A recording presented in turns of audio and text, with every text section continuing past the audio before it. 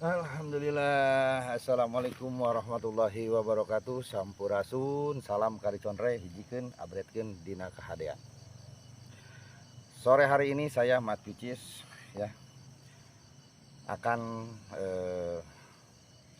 memberikan tentang apa sih Mayenpo itu sebetulnya ya. Mayenpo itu banyak sekali dan bisa dilihat dari berbagai macam sudut pandang ya. Mayenpo itu aliran seni bela diri kearifan lokal ya, yang kebetulan lahir di wilayah Cikalong Kulon, Kabupaten Cianjur, yang alhamdulillah menyebar ke seluruh antero Nusantara, bahkan sampai keluar ya. Di sini saya akan berbagi cerita tentang Mayenpo, dan bukan berarti apa yang dikatakan saya ini betul semuanya ya. Tapi intinya mungkin saya bisa menyimpulkan bahwa Mayenpo itu seperti apa dan tujuannya apa ya. Hasil dari perjalanan saya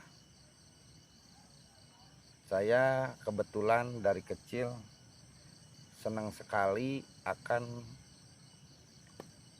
pelajaran Mayenpo ya, dari mulai SD.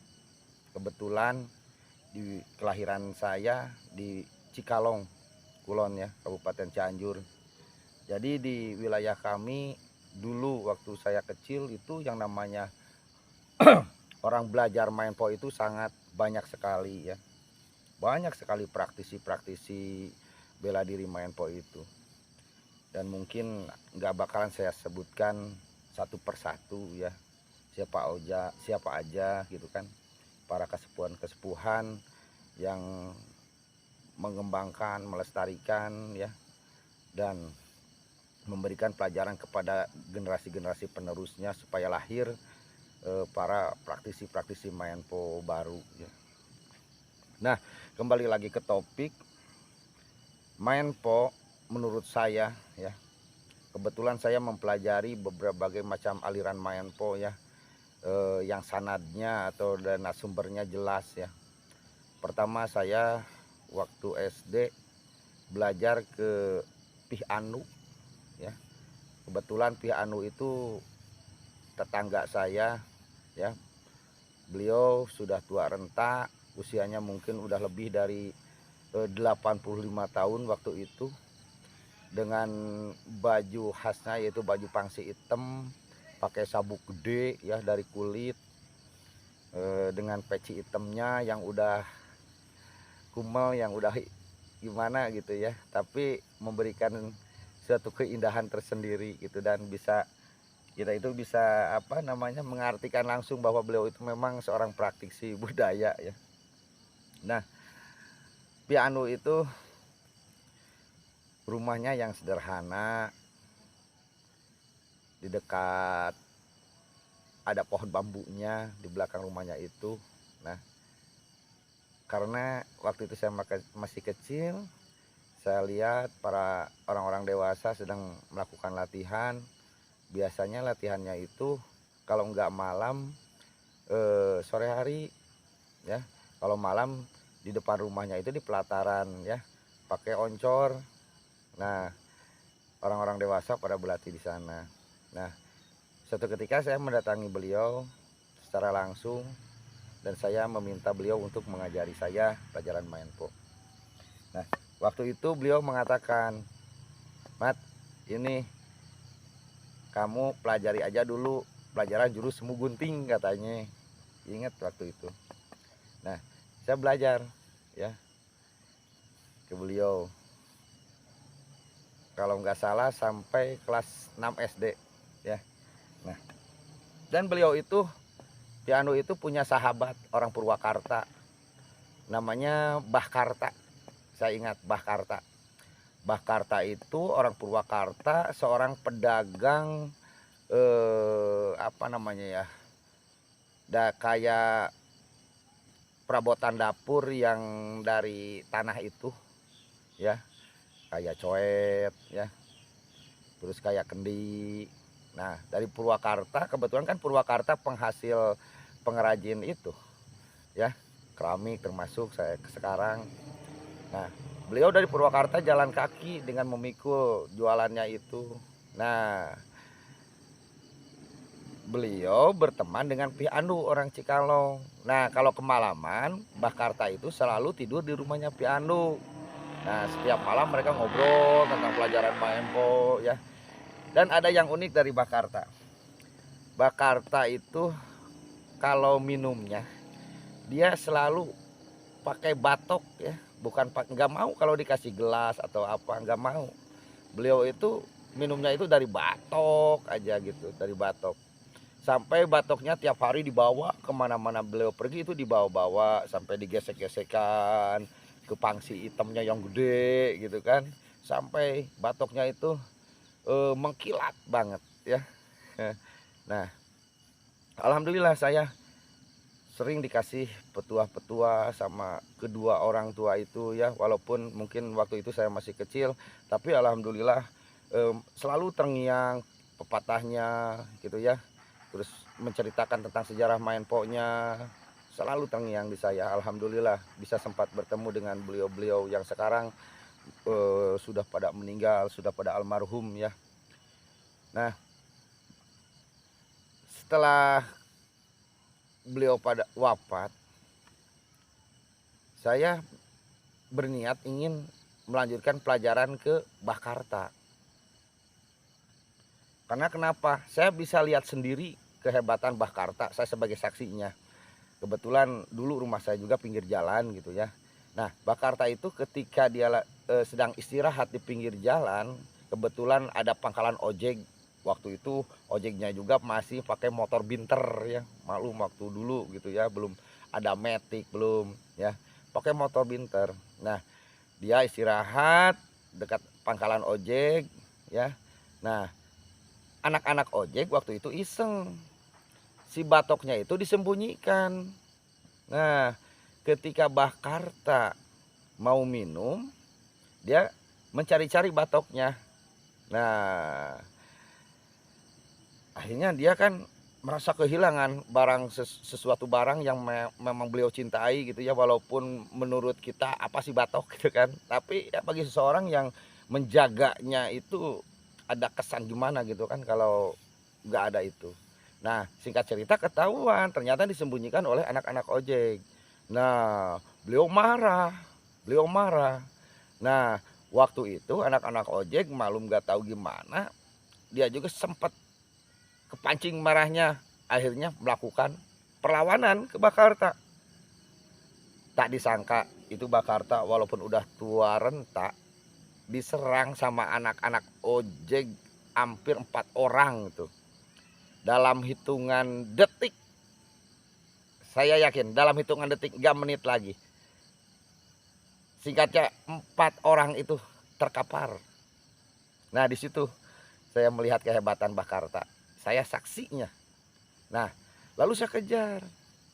Ya, setelah Pi Andu meninggal, saya kejar. Saya minta, Bah, lanjutin dong pelajaran saya. Saya ingin belajar ke Abah karena Pi Andu sudah meninggal gitu kan. Nah, beliau sempat menjawab, kalau bahasa Sunda bilang, mohon maaf Mat, Abah tidak bisa ngajarkan karena Abah belum ada izin dari guru Abah. Nanti kalau sudah ada izin baru Abah akan mengajarkan. Nah, saya kan bingung. Abah kan udah tua renta. Sementara gurunya juga udah meninggal, nggak tahu tahun berapa. Kapan pikir saya beliau akan mendapatkan izin? Nah, tapi walaupun dia tidak secara langsung mau mengajarkan kepada saya, beliau saya anggap sebagai guru. Karena apa? Ketika saya selalu berbicara, bercerita dengan beliau, dia selalu memberikan pengertian-pengertian main po, memberikan pepatah-pepatahnya yang bisa melekat di tubuh saya dan alhamdulillah bisa teraplikasikan di masa-masa tua saya begini ya, Bakarta itu. Dan ada cerita lucu tuh.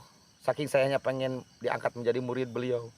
Saya sempat ketika Bakarta lagi jualan, saya sempat memaksa untuk memikulkan barangnya. Saya pikul. Aduh, nggak tahu berapa jauh, tetap beliau nggak mau jadi melatih saya secara langsung. Pelajaran gerak main po-nya. Tapi secara lisan, secara bahasa, secara keilmuan dari pembicaraannya, alhamdulillah saya dapatkan dari beliau. Nah semenjak SMP, selepas SMP saya, SMP lalu saya belajar ke Pak Acep. Pak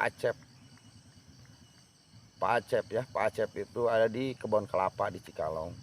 Saya mempelajari ke gerak beberapa bulan, tapi nggak lama ke Pak Acep. Setelah Pak Acep, kebetulan di kampung saya ada Pak Haji Endang. Beliau muridnya Gan Brata. Saya belajar sama beliau. Nah, saya belajar tentang main po, aliran ala Gan Brata dari Pak Haji Endang. Nggak lupa lagi, saya nggak tahu berapa lama ya. Nah, setelah menginjak SMA, saya kebetulan saya punya kakak istri ya, wanita. Dia seorang bidan ya di kesehatan.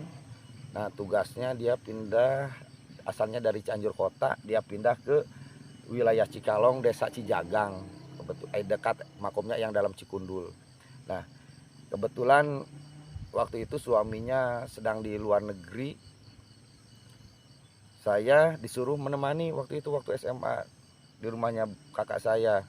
Nah biar saya betah, kakak saya mencari kesepuhan praktisi bela diri main po, karena dia tahu saya hobinya main po. Nah kebetulan waktu itu ada yang baru pulang merantau, ngalalana kalau orang, makanya namanya Ki Jaya Lalana, tapi nama aslinya itu Kang Basah. Kang Basah itu bapaknya, orang tuanya namanya siapa ya, lupa lagi saya. Intinya bapaknya Mang Basah itu praktisi juga. Oh Pihmuh dari Cilalai, Pihmuh. Nah saya belajar ke anaknya Pihmuh, yaitu Ayang Jaya Lalana, namanya Mang Basah.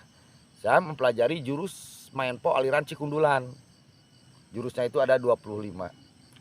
Selama 3 tahun saya dari kelas SMA kelas 1 sampai lulus SMA, alhamdulillah Kang Basah dibon sama kakak saya, dibawa ke rumah, dibikin ke tempat latihannya di belakang rumah. Sengaja saya berlatih selama 3 tahun ke Mang Basah. Alhamdulillah, terima kasih banyak buat guru saya Kang Basah ya. Nah dari situ kepengenan saya untuk mencari tahu main po itu semakin besar ya. Akhirnya saya belajar lagi ke siapa? Ke Gan Enoh.